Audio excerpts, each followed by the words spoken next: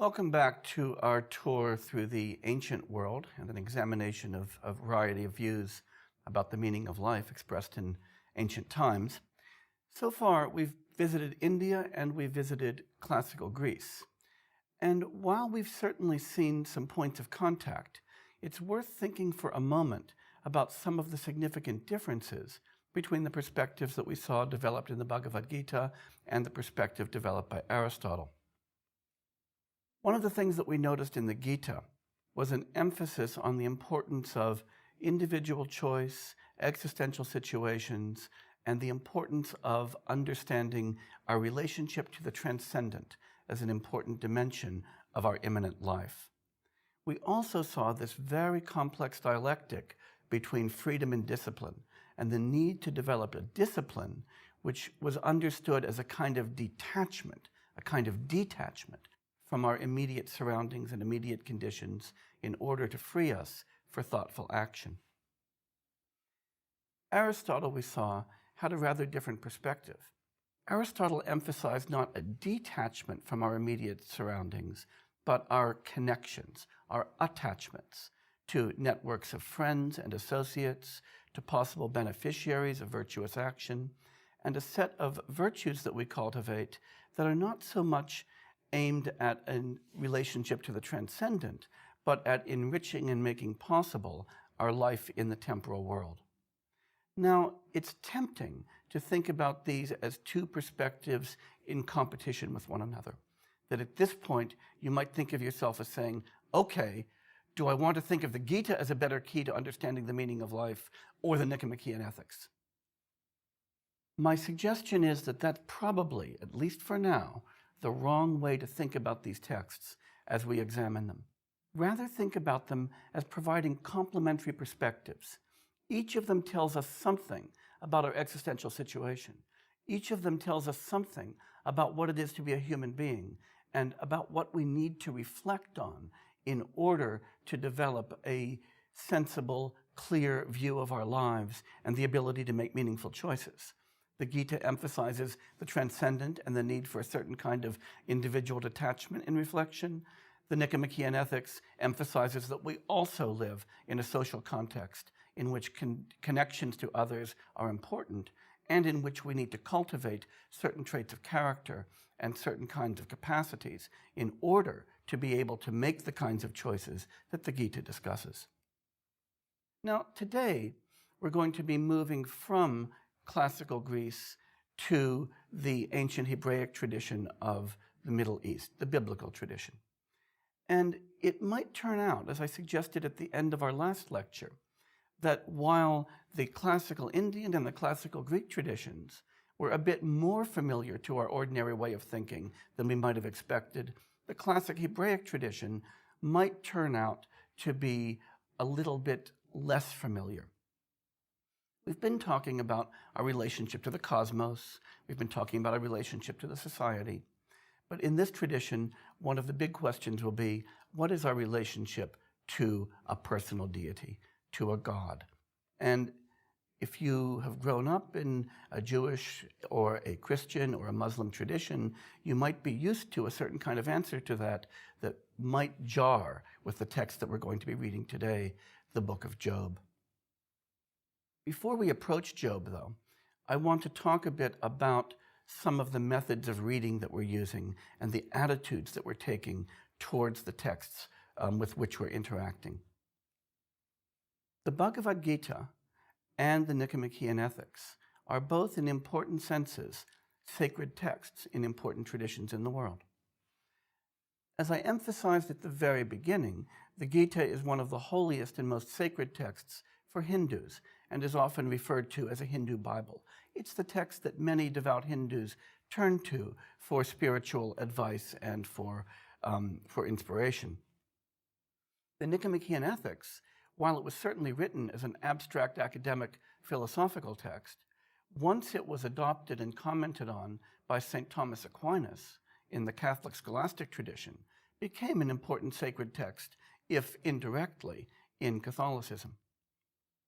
Nonetheless, in reading each of these texts, we bracketed all of that sacredness.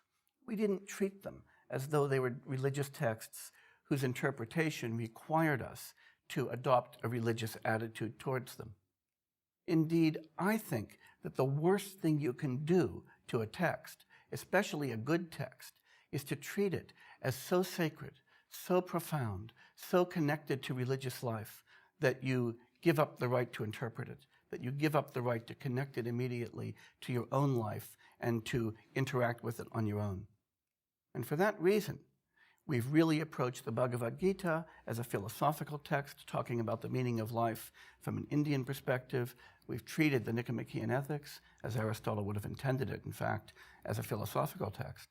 And now when we reach the book of Job, biblical though it may be, we're going to treat it as a philosophical text that we have the right to address, to interpret, and to think about, that has something to say to us. In each of these cases, in order to gain a complete understanding of the text, we need to adopt two modes of reading or two modes of understanding. One mode of reading or understanding is to understand how this text would have figured in the tradition in which it was placed, and how those who read it from within that tradition appreciate it. And I think that's important. But the more profound reading comes, the deeper engagement comes when we ask, what can this text say to me about my own situation? What kind of insight can it give me about life that I'm living right now? And so it's sometimes important to rip the text from that context and to confront it as a partner in dialogue. And that's really how I want to think about the book of Job today. So I'm going to ask you to set aside some of your preconceptions of what's going on in the Hebrew Bible and in the book of Job, and to open yourself to reading it that way. As it turns out, before I came to give this lecture, my mother asked me, what are you going to be talking about today? And I said, well, I'm going to start by talking about the book of Job. And she said, oh, well, that's easy. I mean, Job is just about how it's important to have absolutely powerful faith in God and a completely blind faith at that. That's what Job's about. I thought to myself, well, that's exactly the reading that I'd like to dislodge. Sorry, Mom. We're going to be treating Job in a somewhat subtler way. But you know, it's not just my mother. As I looked at a number of different contemporary writers writing about Job, I see that almost everybody thinks about Job as a text about maintaining strong faith in God in the face of suffering. And that's a very standard reading of the text. Again, I'm going to suggest that if we really confront the text and read it closely, we can come up with a different understanding, one that's going to allow it to engage in productive dialogue with the other texts that we're reading in this course. Job itself is a book of very mysterious origins and authorship. It seems to be very old, probably well known in its standard form by about the 6th century before the Common Era. For that reason, it's a much older text than either the Bhagavad Gita or the Nicomachean Ethics. So we're not going in order of composition as we move through this set of texts in the ancient world. The book is written in a very strange and difficult Hebrew. It's a very unusual text. And there are interesting doubts about how it actually was collected. The central part of the text is extremely poetic, and it's written in verse and is what we might call, Job's lament and discourse and dialogue. But it's framed by an introduction or a preface and a conclusion. A preface chapter that kind of sets the stage, and we'll be entering that preface in a moment, and then a concluding section in which all kinds of plot twists get resolved. Most scholars believe that the preface and the conclusion were added to the text, but they disagree about whether the preface and conclusion are earlier than the rest of the text or later than the rest of the text. It's very shadowy. There's even some evidence that the text itself may have been translated from an earlier non-Hebrew text, possibly a Sumerian text, because there are parables in that literature that seem to be parallel. So we're reading a text that is old and whose origins are very opaque. Nonetheless, it's been a text that has exerted a great deal of influence on theology in the Jewish and Christian tradition, but also in the Muslim tradition. So now let's enter the book of Job together. The text first introduces us to Job and tells us some really important things about Job. The first thing that we learn about Job is he is very, very good. He is very good. The Bible puts it this way in the book of Job. Now we're in book 1, chapter 1, verse 1. It says that Job was blameless, upright, fearing God, and turning away from evil. So this is, fairly canned language, but it's language that indicates that we're not talking about some ordinary guy here. We're talking about a really good person. That's the first thing. We then learn that Job was very, very, very rich. He had 7 sons and daughters, so he was also prolific, but he had 7,000 sheep, 3,000 camels, 500 pairs of oxen, 500 female donkeys. I'm not sure what that's all about, and many servants. And he's referred to as the greatest of all of the men in the East. So we can think of Job as a kind of early biblical Warren Buffett, somebody who is phenomenally wealthy. And while Warren Buffett probably had fewer camels and donkeys, he makes up for it in Learjets and limousines. We've got the same kind of idea, somebody who's got outsized wealth. And notice that Job's outsized wealth is here coupled with his outsized virtue. We're going to be returning to that virtue in a moment, but notice that Job is both rich and very good, and it's going to be the relationship between those that's in part going to frame what comes next. So we get further emphasis of Job's virtue and Job's kind of over-the-top virtue in the next passage. Let me read this to you. It's kind of lovely. It says, "And it came about when the days of feasting had completed their cycle, so after some important holidays, Job would send and consecrate them, rising up early in the morning and offering a burnt offering according to the number of them all." Now, the them here, by the way, is referring to his sons and daughters. "For Job said, 'Perhaps my sons have sinned and cursed God in their hearts.' This Job did continuously." That's from chapter 1, verse 5. So what's going on here? We haven't been told that Job committed any sins. We haven't been told that Job has any evidence that his sons have committed any sins.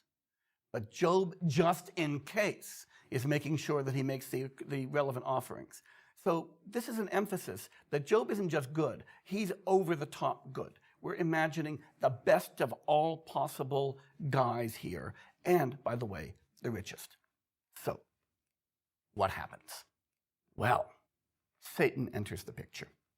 Now, we're accustomed these days to thinking of Satan as the devil, as the great opponent of God. And that, of course, comes from a lot of much later theology. But at this point in biblical history, Satan isn't somewhere in hell as an opponent to God. He's literally the opponent. We can think of him as, to use a bad phrase here, the devil's advocate, or the in-house prosecutor, the heaven's Bureau of Internal Affairs, the person who kind of raises problems and issues in heaven for God. And Satan raises a question about Job. And the question that he's worried about is, hey, Job is pious, yeah, but he's rich, and it's really easy to be pious when you're rich. So Satan puts it this way, talking to God over coffee.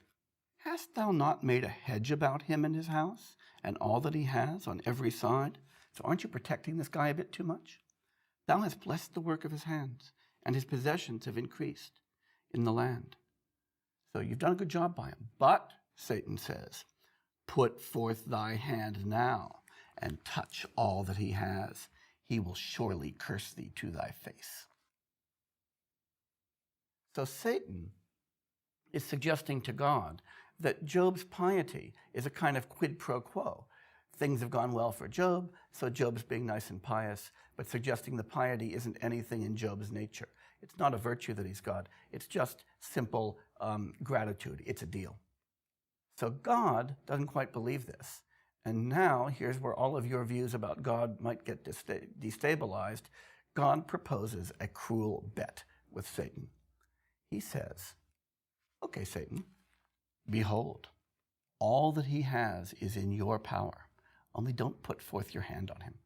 So he's basically made a deal with Satan. He said, as long as you don't hurt Job himself, you can mess around with all of his possessions, his family, whatever you want, and I'm betting that Job is still going to remain pious. Satan's betting the reverse. So we're going to see who wins. So what happens? Well, a whole slew of disasters happens. The family's having this big party, and the Sabaeans come, and they steal all of Job's oxen and donkeys, and they kill all of his ox herds. You've got to watch the Sabaeans. Then, same party, lightning strikes, and all of the sheep and shepherds are killed. Then, same party, the Chaldeans come, and they kill all the camels and all the camel tenders. I mean, this is getting really bad. But you think the worst has come? A tornado comes, and it wrecks the house where all of Job's kids are partying. All of his children are killed.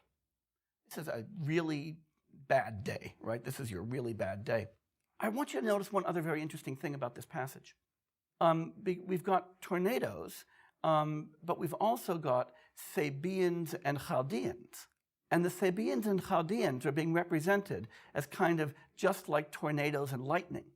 So there's already a sense in which the book of Job is representing people, not as free agents in the world, but as kind of among the kind of random catastrophes or benefits that can happen. This is not your kind of standard representation of human agency. This isn't Aristotle. This isn't the Gita. But what does Job do? Well, he laments the loss of his kids and his camels. You would too, but he praises God. And verse 22, it says, through all this, Job did not sin, nor did he blame God. So far, it looks like God's winning the bet. But Satan would like to kind of up the ante a little bit, push a few more chips to the center. And he says, now we're in book 2, verses 4 and 5, he says, yes, all that a man has he will give for his life.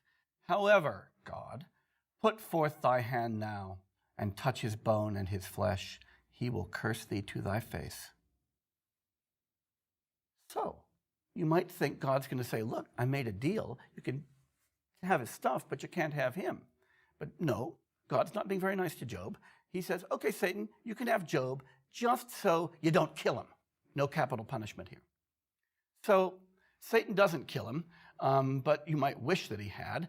Instead, he gives him boils all over his body, makes him really sick, really disgusting, and really itchy and in a lot of pain. And so what Job does is he goes to sit in the ashes. You can imagine him kind of in the dump outside of town because nobody wants to see him. And he's sitting there scratching himself with a potsherd. He is not a happy man. At this point, Job's wife makes her only appearance in the text. There's all kinds of wonderments about why she has such a cameo role, but she does. But it's not a very nice role. She comes up to Job sitting in the ashes in the dump with his potsherd and all of his boils, and you'd think she'd say something nice to him, right? But of course, she's just lost all of her kids, and she's lost all of her donkeys. So she says to him, do you still hold fast to your integrity? Curse God and die. That's pretty harsh stuff. But what's she doing? She's saying, Job, all this self-righteousness that you've had all these years, what good is it doing you? What good is it doing you? Why don't you finally give up all this goofy piety and take care of business? But Job doesn't respond that way. What Job does is he laments. He says, now we're in chapter 3, he says, let the day perish on which I was born. Why did I not die at birth? Let the day perish on which I was born. Why did I not die at birth? So Job really is unhappy. You mustn't think that somehow Job is saying, look, I know a lot of bad stuff is happening, but it's okay, it's no big deal. Job thinks it's a really big deal. Job thinks life is really bad.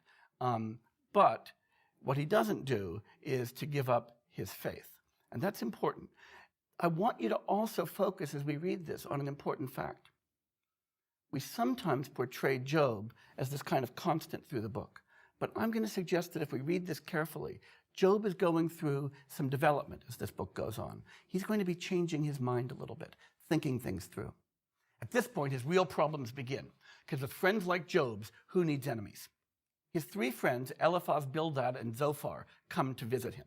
And Eliphaz begins. He says, you must have done something to deserve this. After all, everybody does something wrong. Bad things never happen to good people, Eliphaz argues. Why not? Well, God is just. And Eliphaz argues that if Job just confesses his sins, whatever they are, and repents, everything's going to be okay because God's basically a good guy. This is the view that we often grow up with, right? If there's a deity, he's a good deity. If we get punished, there's a reason for it. And if we repent, everything's going to be okay. But Job responds very sharply. Job says, what kind of friend are you, Eliphaz? I need friends right now. What I need from my friends is consolation, not rebuke. And you know what? You haven't told me what I've done wrong. You haven't even shown me what to confess or to repent. Now, there are two really important points here that Job is making. The first one's a kind of Aristotelian point. He's asking, what are friends for? Friends are for consolation and for support, not for rebuke. This isn't real friendship. But the second one is that what Eliphaz is doing is a kind of presumption, and a kind of presumption that many people are prone to. He's presuming to know that somebody else has done something wrong. He's presuming to be able to solve the problem without having seen it. And Job's point is, right here at the book, misfortune doesn't need to be our fault. Misfortune can just happen. That's what those bumper stickers are about. Now, we might ask the question then, is life meaningless? Job worries about that now, and he worries about it in a series of questions. The first one is, at the first point, he notes that life is pretty bad. So in the beginning of book 7, Job says, is not man forced to labor on earth? Are not his days like the days of a hired man? As a slave who pants for the shade, and as a hired man who eagerly waits for his wage? So Job's saying, look, life really is hard. We work hard, we hope for a reward, we don't always get that reward. Second thing that Job worries about is that life is actually very brief. I mean, we're born, we die. And the poetry here is gorgeous. Job says, my days are swifter than a weaver's shuttle, and come to an end without hope. Remember that my life is but breath. My eye will not again see good. The eye of him who sees me will behold me no more. When a cloud vanishes, it is gone. So he who has gone down to Sheol does not come up. He will not return again to his house, nor will his place know him any more. So Job's pointing out, we live only a very short time. It's a very short time that is full of toil with no reward. How can something like this be meaningful? Remember the question we raised at the beginning of this course. We asked the question, how can life be meaningful if it's so brief in such a vast cosmic order? The third question Job raises is the question about justice. It seems that not only is life brief and tough, but unjust. He writes, what is man that thou dost magnify him, and that thou art concerned about him? He's addressing God here, of course. That thou dost examine him every morning and try him every moment. Notice the quick twist, right? It begins by saying, why do you even care about us? But then he asks, that thou dost examine him every morning and try him every moment. Why are you giving us so much trouble? Why won't you just leave me alone, Job is asking. Wilt thou never turn thy gaze away from me, nor let me alone until I swallow my spittle? Have I sinned? What have I done to thee, O watcher of men, Job asks. Why hast thou set me as thy target, so that I'm a burden to myself? Why then dost thou not pardon my transgression and take away my iniquity? For now I will lie down in the dust, and thou wilt seek me, but I will not be. So Job is really challenging God here. He's saying, what is the big deal here? What's so important about me that you're causing me all of this trouble? You're not being very nice. And you know what? I'm going to die, and then it's going to be too late for you to repent. So this is a real strong challenge here. Job has gone from this kind of boring piety to somebody who's really taking the bull by the horns and challenging life. But here Bildad comes in. Bildad accuses Job, after hearing this, of charging God with injustice, and that's blasphemy. On the one hand, of course, he points out that Eliphaz was right. Job had to have done something before, but now it's even worse, because Job has just blasphemed, charging God with injustice, charging him with creating this meaningless life. Bildad assures Job that God is in fact just, and that everything will be okay if Job only does his part. He says at chapter 8, verse 20, God will not reject a man of integrity. So Bildad's idea is that Job's fate is very much in his hands. life is fair, and life's a bargain with God. If you're good, God will be good to you. If something bad is happening to you, you must have done something to deserve it. But Job's no fool. He'll have absolutely none of this. He argues here in a very subtle argument that justice is exactly the wrong metaphor for thinking about God, because the parties are so unequal. God makes the universe. He made us. So how can there be justice in between us? Justice only makes sense, Job argues, if there's a fair judge between two parties with a dispute. But who's going to be a judge between man and God? If it's a matter of power, behold, he is the strong one. If it's a matter of justice, who can summon him? So that's the first thing. Justice makes no sense. But even more, Job says, by any good standards, God is a really unjust guy. He says, he destroys the guiltless and the wicked. The earth is given to the wicked. He covers the faces of the judges. If it's not he, then who is it? So Job's saying, look, if you just take a look at the world, you're going to see that it's full of injustice. And since God's in charge, the buck stops there. So at this point, the third friend comes in, Zophar. Zophar offers a third critique of Job. He says, look, Job, you're just a human being. You don't understand anything about God. Just accept that. Accept that you don't understand what's going on. Something happened. You don't know what sin you committed. You don't know why God is doing this, but repent. In Zophar, we have a very traditional reading of this book. What we have is a defense of blind, irrational piety and the idea that we should just surrender to the will of God. And you might think that that would be the moral of the story, but it's not. Job gives Zophar a general reply here. He says, who are you to talk? Do you think I'm some kind of idiot? Your views are just tremendously superficial. All of you three argue as though you are God's attorneys. Are you somehow channeling God? What are you doing? What are you even saying to me? Has God made you his attorneys? None of these attempts that you've offered, Bildad, Zophar, Eliphaz, make any sense of calamity. Calamity makes no sense. Justice makes no sense.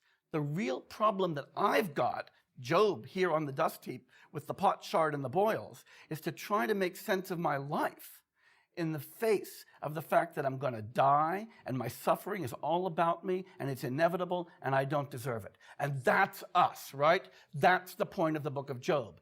Every one of us is leading a brief life aimed at death, full of tons of suffering that we don't deserve, and stuck in a universe that does not seem to be organized around us, that's with a just God who's rewarding every good thing that we do, punishing every unjust thing that we do, and so forth. So the question is, what does life mean in that case? And that's the question Job asks at this point. And Job puts it this way. Now we're in chapter 14. He says, man who is born of woman is short-lived and full of turmoil. Like a flower, he comes forth and withers. He also flees like a shadow and does not remain. I'd like you to pause and just notice how beautiful the poetry is in this book. It's absolutely gorgeous. For there, his hope for a tree, that when it is cut down, that it will sprout again. But a man dies and lies prostrate. Man expires, and where is he? So man